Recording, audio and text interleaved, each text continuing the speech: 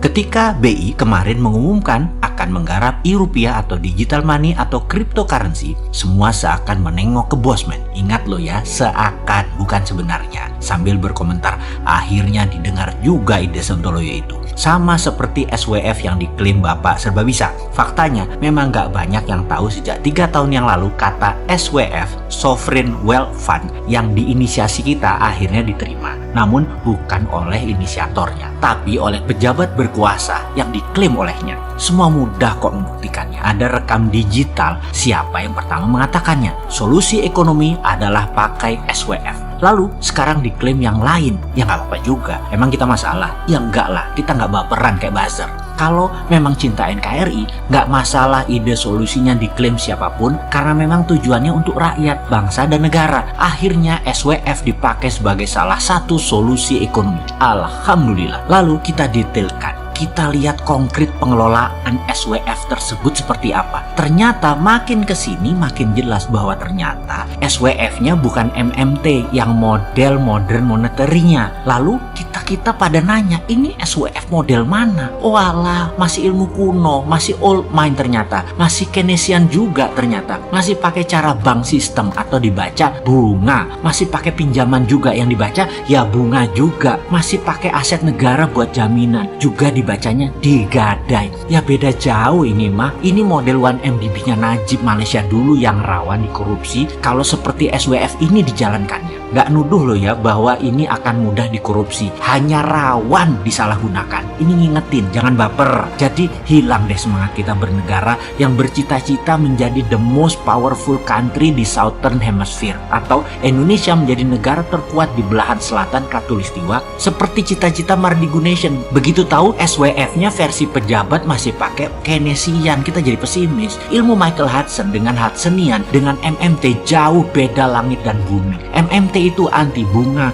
gak doyan sama bunga bank, dan juga sistem perbankan klasik old mind, tetapi digital banking yang lebih cepat keputusannya dan paymentnya bisa berputar, itu MMT. MMT lebih mengutamakan payment sistem banknya. Bank itu dipakai hanya untuk sistem pembayaran perputaran uangnya. Misalnya negara Tiongkok itu ya, uang paymentnya atau uang transaksinya berputar di masyarakat per tahunnya 10 kali PDB negara Tiongkok. Indonesia secara data payment transaksinya hanya 50% dari PDB. Jauh bos, kalian bernegaranya kurang pinter nih. Lalu akhirnya ada ide e-rupiah atau rupiah digital akan diluncurkan. Jreng. Bosman diminta lagi pendapatnya karena sejak 2 tahun yang lalu sudah bengok-bengok teriak pakai e-rupiah saingi e-renminbi, jangan malah pakai yuan atau e-renminbi Indonesia. Dan akhirnya singkat cerita pokoknya sudah 2 aja ide Mardigu Nation dipakai atau diadopt. Kita tunggu langkah berikutnya. Berani nggak kuasai Selat Malaka? Berani nggak mengenolkan bunga simpanan deposito di bank dengan strategi TINA? There is no other alternative. Kembali ke rupiah digital. Bagaimana pendapat Bosman? Kali ini, kalau kita pertanyakan kalau e-rupiah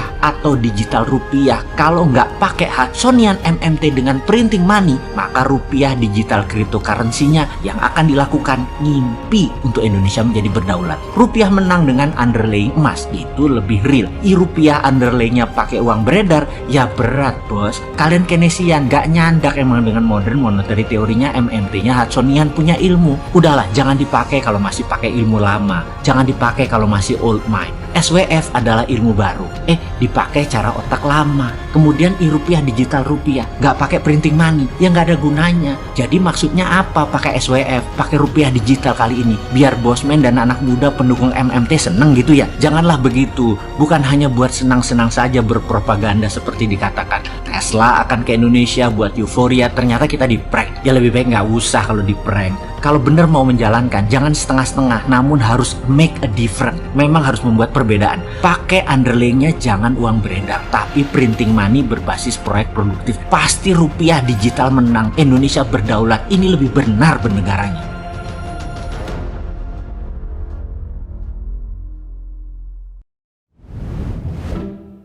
Di dalam video ini, Bosman Mardigu mempertanyakan bagaimana cara BI akan mencetak uang digital.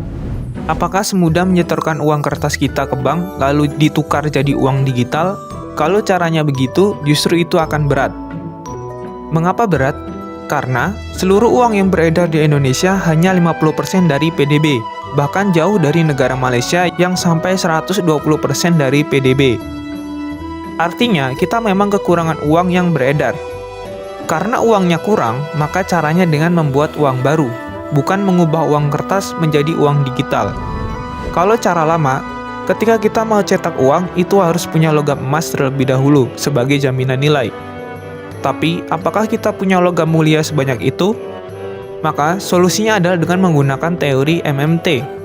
Kita pakai cadangan emas di Indonesia sebagai jaminan nilai untuk mencetak uang digital. Emas itu ada emas batangan seperti emas antam, dan yang kedua ya cadangan emas yang ada di tanah Indonesia belum digali. Yang digunakan untuk mencetak uang digital ala MMT adalah menggunakan cadangan emas di Indonesia. Kita nggak perlu untuk menambang emas tersebut. Kita hanya perlu menghitung cadangan emasnya saja.